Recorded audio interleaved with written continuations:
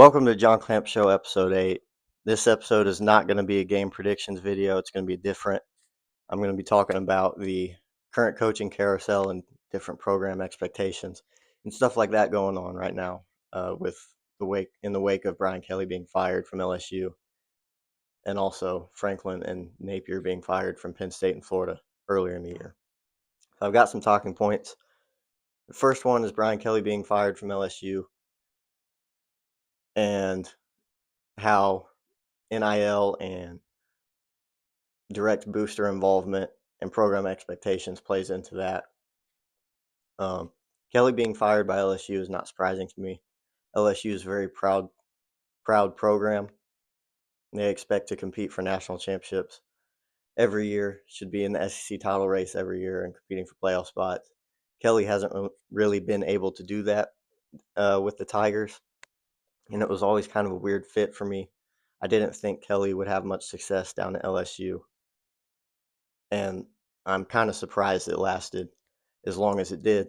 I thought that LSU would get rid of him really after 2 years, but they got rid of him midway through his 4th year. I feel like this one was kind of a panic fire in the sense that Kelly didn't live up to expectations at LSU, but firing midway through the season is kind of odd timing to me. I think that LSU's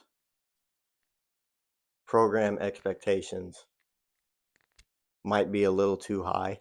I don't think they should have national championship or bust mentality. They're what I would refer to as a once in a while program. They have 3 national championships this century. One with Saban in 2003, one with Les Miles in 2007, and one with Ed Orgeron in 2019.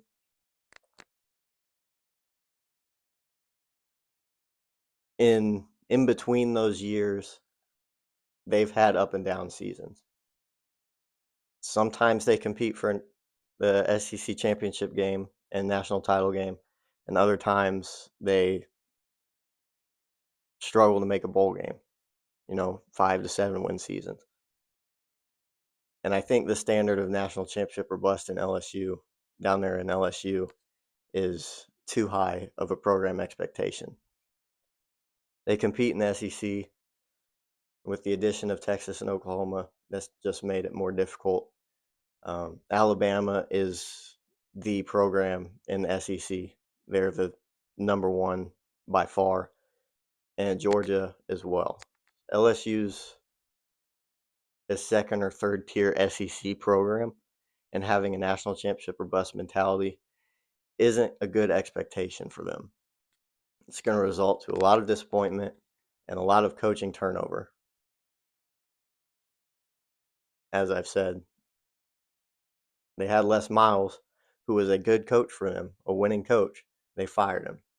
Ed Orgeron became the next guy. He won a national championship as well. They ended up firing him.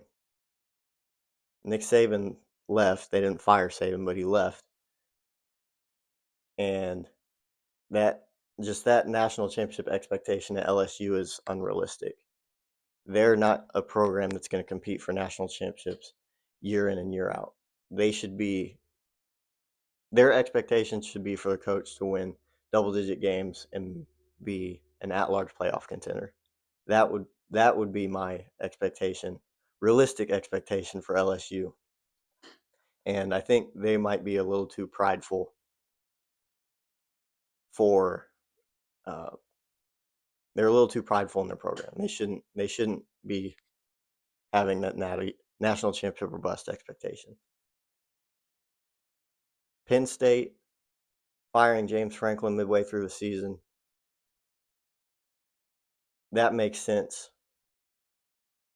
They gave him time to establish a culture and build his program there, and he did do that. They weren't very good before James Franklin, and he turned the program around. He won a Big Ten championship with them in the decade plus that he was there. And they got to a point where they were expecting to turn the corner and win the Big Ten championship and compete for national championship. And Franklin wasn't able to do that. And they kind of, this season was expected to be his best team that he's had there, and the rails fell off. And the season kind of imploded. They have 4 losses now, and it just wasn't a good look. So Penn State was patient enough with Franklin, I think, for where they wanted to go, and they decided that Franklin wasn't going to elevate them to that point. So him being let go, I think, is okay. Penn State shouldn't have a national championship or bust mentality, but recognizing that you've hit a ceiling with your current guy is different. Penn State can compete for Big Ten championships. Franklin, I think, built the program up and left them in a good spot where if they make the right hire, they can win the Big Ten and they can compete for national championships. But Franklin just wasn't the guy that was going to bring them to that next level. Florida, I think, made a really stupid decision when they fired Dan Mullen. Mullen competed for SEC championships and had them going to New Year's Six bowl games, and he was consistently winning 10 or 11 games down there in Florida. So firing him didn't make sense, and the expectations down there were really messed up. They shouldn't be having a national. Florida is similar to LSU, in my opinion. They shouldn't have a national championship or bust mentality. They should be pretty much competing for at-large playoff spots, maybe win the conference title game, compete for the SEC championship every once in a while, maybe go on a playoff run. So Florida and LSU are similar programs in that aspect. And I think them getting rid of Mullen was ridiculous. And the experiment with Billy Napier has not worked out. And they fired him as well. So with all that being said, I think what should happen in this coaching carousel is I think Florida should be the school that hires James Franklin, because Franklin is a good coach. He's not a bad coach. And that's evident with the success he had at Penn State, which is a difficult place to win. They're in the Big Ten. You've got Ohio State and Michigan in that same conference and in that same region, which makes it difficult to recruit there. Oregon joined the Big Ten as well, and USC is also joined the Big Ten, and those are recruiting hotbeds as well. So you have more competition in recruiting. You've got that region with Ohio State and Michigan in the conference that makes it difficult there. Indiana's on the rise with Signetti's turnaround, which I think has had an effect on program expectations as well. Signetti's immediate turnaround and success with Indiana, that can't be viewed as the standard and the norm for college football. That's an anomaly, and that should be recognized. But Penn State's a difficult spot to win in, but if they make the right hire, I think they can compete for Big Ten and national championships because Franklin left them in a good spot. But Florida should hire James Franklin, in my opinion. Recruiting was never his issue, even with those difficulties at Penn State. That recruiting competition there, he was able to consistently put together really good classes. And being in a recruiting hotbed in Florida, the Southeast, he would be able to accumulate talent down there in Gainesville. And he would have Florida in their what should be their realistic expectation, which would be at-large playoff spot, maybe make a run at the SEC title. And if you make the playoffs, you have a chance to win the national championship. So Franklin would have Florida in a really good spot. And I think that Florida should recognize what their program is and hire Franklin, because Franklin would be a really good fit there. He's coached in the SEC before. He had Vanderbilt as a top 25 program before Penn State. And after he left, Vanderbilt flatlined until they hired Clark Lee, and he's rebuilt that program. But James Franklin is a good coach. and Florida needs to recognize what their program is and hire James Franklin. LSU, getting rid of Kelly, needs to recognize what their program is and make sure that they hire the right fit for their program. It's really easy to recruit at LSU, but you still have to do it. Brian Kelly has never been a great recruiter, but he's been a great program builder, which is why I always thought LSU was a weird fit for him. Because LSU didn't really need to rebuild its program. They just needed to sustain it the way Orgeron, after Orgeron elevated them to that national championship. And the reason they fell off after that was because of the amount of talent that left after that title game or after that national championship run. It wasn't Orgeron's fault that LSU had a down year after that, because the amount of talent that went to the NFL from that team would have been difficult to replace anywhere. So LSU needs to recognize that they're a once in a while program that's going to have a national championship run with the talent that they have, but on a consistent basis, they're going to be an at-large playoff team, maybe compete for the SEC championship. And I think where they should go is they should hire Orgeron back. Obviously, all of these schools, Penn State, Florida, and LSU, the top choices would be Nick Saban and Urban Meyer. Are you going to get them? 99% plus chance, no, you're not. But you should at least call, make them pick up the phone and say no, because maybe they say yes. Now, they probably won't, but make them pick up the phone and say no. Make them turn you down. But after that, LSU should give a call to Dan Lanning, see if he wants to leave Oregon, see how he's feeling. Dan Lanning is a good coach who's had success in the SEC before. Defensive coordinator at Georgia, great recruiter, was on the national championship team, and he's had success at Oregon. You give him a call, see if he wants to come down and coach LSU. And I'll get more on that later in this video when I break down coaching tiers and available jobs and all that stuff. But LSU, if Lanning's a no-go, LSU should hire Orgeron. Orgeron has said that he's ready to get back into coaching. I think Orgeron is an excellent fit at LSU. He recruits well there. He understands the culture in Baton Rouge in that area. And I think letting him go was a mistake, and I think he would definitely come back and coach there. I don't think Lane Kiffin is a fit at either Florida or LSU. And I honestly don't know that he would want to leave Ole Miss. In my opinion, Auburn is a better job than Ole Miss is. And in the last coaching cycle, he turned that down. Auburn ended up hiring Hugh Freeze. But Kiffin turned down the Auburn job to stay at Ole Miss. I think he likes it there in Oxford. I think he wants to stay at Ole Miss, and I think he's a great fit at Ole Miss. So I don't think he would want to leave. Penn State is a difficult job for me to predict coaching wise, and I'm not entirely sure where they should go. I think Brian Kelly would have success at Penn State, but I don't think Penn State is paying James Franklin a $50 million plus buyout to hire Brian Kelly, because they're very similar coaches in the sense of the kind of ceiling they have when they're coaching at a program. Now, Brian Kelly is a great coach and he's a great program builder, not a great recruiter. And I think he's a Midwestern style coach.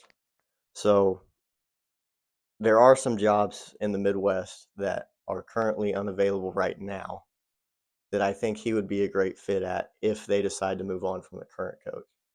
One of them is Michigan State. There's been some rumblings about whether Michigan State's going to move on from Jonathan Smith. If they do that, I think Brian Kelly would be an excellent fit at Michigan State. He's coached in the Midwest before. That's where he's had the most success in his coaching career. He rebuilt Notre Dame from a mess of a program after the Charlie Weiss experiment. Notre Dame was not in a good spot. Kelly, for all of his shortcomings there, did rebuild Notre Dame and make them irrelevant to where Marcus Freeman could elevate them. And I think Kelly's coaching style would be a great fit at Michigan State. He understands the Midwest, understands the area. He can recruit well enough to develop the talent in the area to make Michigan State a consistent 8 to 9, 10 win team. Another Midwestern job I think that Kelly would be good at if they decide to move on is Wisconsin. Luke Fickell hasn't had much success in Wisconsin, and there's been some rumblings about Wisconsin moving on from him after the season. So one of those two schools, if they move on from their coach, should hire Kelly. I think Kelly would rebuild the program to be, like I said, 8, 9, 10 win program. Maybe they make it a run at a Big Ten championship game every once in a while and get in that large spot. But Kelly can build those programs and turn them around into consistently winning programs because that's what they've been in the past. And right now they're strong. They're below their program standard. Kelly can get them back to their program standard. Current jobs that are available that I think Kelly would have success at, they aren't really Midwestern programs, but they are programs that need to be rebuilt and could compete in their conference if Kelly is able to establish what he likes to do there. That would be Virginia Tech in the ACC and Oklahoma State in the Big 12. Both of their coaches have been fired. Both of their programs are well below what they've been historically, and Kelly could have success at either one of those programs and rebuild them back up to competing in those conferences because those conferences are weaker than the Big Ten and the SEC. And if he is able to get them competing in those conferences, then they're going to be able to compete for playoff spots because of automatic bids if they win the championship in those conferences. Or if they win 10 or 11 games, they might get at large spots. But I think Kelly's next head coaching destination would be one of those four schools: Oklahoma State, Virginia Tech, Wisconsin, or Michigan State. And those are the Wisconsin and Michigan State are the two spots I think he would fit the best if they decide to move on from their current coaches. Penn State is a hard coaching spot to predict. I really don't know where they're going to go. I think Brent Key, the current Georgia Tech head coach, would be an excellent fit at Penn State. What he's been able to do at Georgia Tech is really impressive. He's currently got them in the top 10 and in the driver's seat of the ACC. I think he would be a great fit for the program at Penn State. I think he can recruit the area and establish a program there that could win Big Ten championships. The available jobs that I have the available jobs ranked. And the best job available, I think, is LSU, followed by Florida at 2. Penn State is the third best job. Them and Florida are almost interchangeable, and I think the fit there is going to matter more than the ranking of the best jobs because of resource and stuff like that. I think they're pretty much interchangeable behind LSU. Arkansas, I think, is the fourth best job available, followed by UCLA at 5, Virginia Tech at 6, Oklahoma State at 7, and Oregon State at 8. I think LSU has the most resources and the most pride in their program. They're in the best recruiting spot. So I think that job is the one that you would be able to pull someone away from another spot and get the guy you want. but it's got to be realistic. So the way I divide up coaching jobs, I don't like to rank a bunch of coaching jobs all across the country because I think if you include all of them, I think there's too much fluidity year to year to rank a job. Now, if you have just the available opening jobs, you can do that because the sample size is a lot smaller. But if you're going to include all the different jobs in coaching, I think you have to do it by tiers instead of ranking them individually. So my tier one jobs are Texas, Ohio State, USC, Alabama, and Oregon. Those are my tier one jobs, and I don't think LSU would be able to snag a coach from any of those programs. Texas is in a recruiting hotbed. They're the program in Texas. They've got the NIL, they've got the boosters, they've got all the resources you need. Location is there, history and tradition is there. And they're a tier one job in college football. I don't think LSU is quite to that level. Ohio State is the premier program in the Midwest. They pretty much own the Midwest in terms of recruiting, the pride that their alumni and fans take in the program, brand. They have all of that. USC, Southern California, recruiting hotbed, brand, history, tradition, Hollywood flair. All of that elevates them to a tier one coaching job in college football. Alabama, especially with what Saban was able to do, they have the resources, they have the brand, they have the alumni, they have the recruiting base, even though it's not quite a hotbed like Texas or Louisiana or Florida, Southern California, but they're close enough in the South to be able to recruit those areas at a very high and efficient level. And they obviously they have the most national championships in Division One college football, so they have that to their name. Oregon is the one that's a little bit different from all the other ones. They don't have the tradition like those other four programs do in my top tier, and they don't have the recruiting hotbed like those other four programs that are in my top tier. But with NIL and booster involvement, they have Nike. They are Nike's flagship program in college football. They're on the West Coast, so they're not in a recruiting hotbed, but they don't have really any competition for recruiting the West Coast outside of USC. I think USC and Notre Dame are probably Oregon's highest competition in terms of recruiting on the West Coast. And Notre Dame is not regionally competitive with Oregon because they're so far apart. So Oregon has the Nike money and they have the booster support to be a tier one job in college football. That one's the one that I think is most arguable with LSU. And should they be flipped or should they not? I don't think LSU is as good a job as Oregon now because of NIL and booster involvement and Nike's relationship with Oregon. But maybe someone else sees it differently. Maybe Lanning does want to go coach at LSU in the Southeast. I don't think he will, but he could. There's a conversation to be had there. In my second tier of coaching jobs, these are the programs that I think are, you can have an argument that they can be included in tier one, but they also make sense to be in tier two. Those other ones are ones that I think are established as tier one.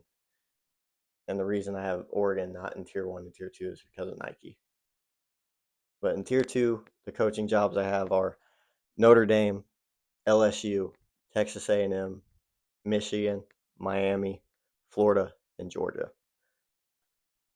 Personally, for me, the Notre Dame job is a tier one job and it's the best job in the country.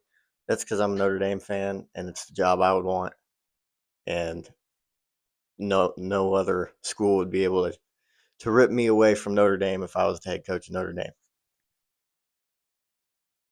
Unbiased, though, the tier two jobs, I think I have in tier two because they lack in one specific area compared to the tier one jobs, or they're being blocked by one of the tier one jobs in a certain area. So for Notre Dame, they're in the same region as Ohio State, and I think Ohio State runs the Midwest.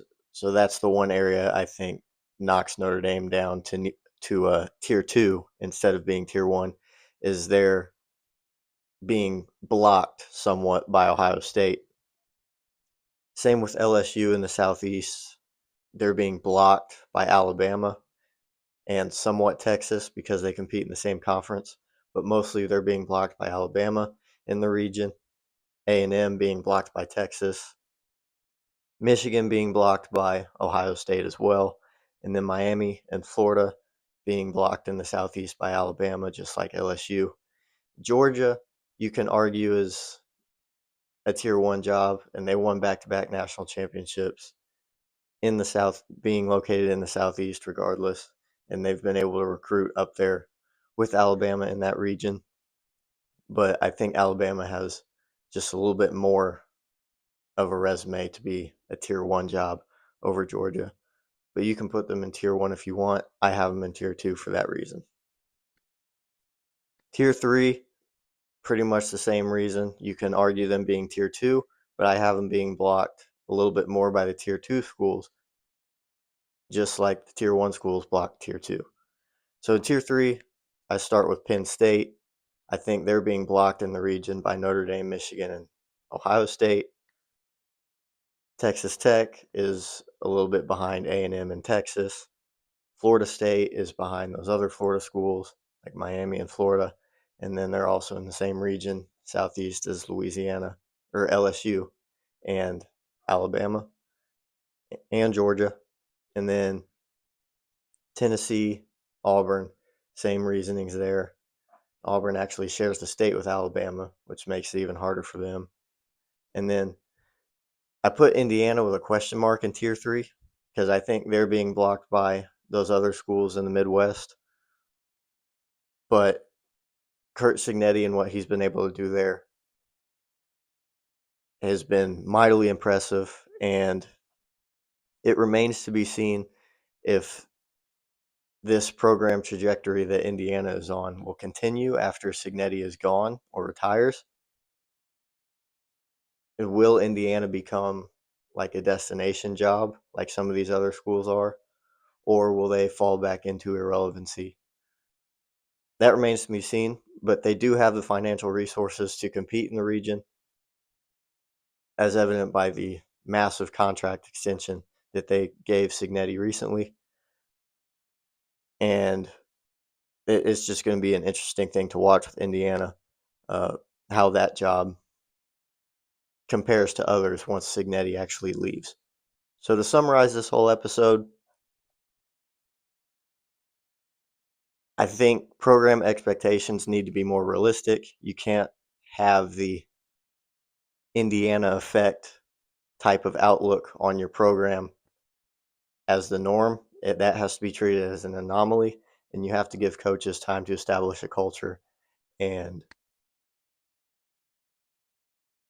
build their program on the field as well.